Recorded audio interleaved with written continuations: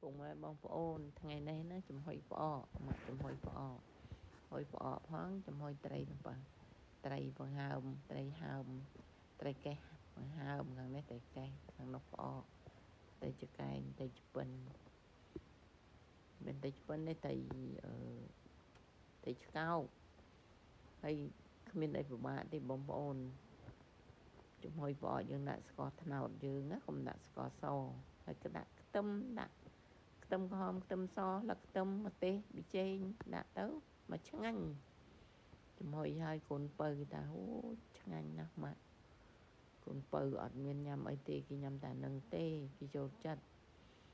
បងប្អូនកូនចៅណាចង់បានម្ហូបថ្មី follow page ម៉ាក់មួយម្នាក់មួយបើកឡើងចង់ញ៉ាំម្ហូបអីឃើញម្ហូបនឹងម៉ាក់ធ្វើផុសមួយថ្ងៃពីរ3ដងមិនឲ្យកូនចៅឆ្ងល់ទេនឹងផ្អកមួយចានផ្អកមួយចានត្រីបង្ហើមឆ្ងាញ់ទាំងពីរ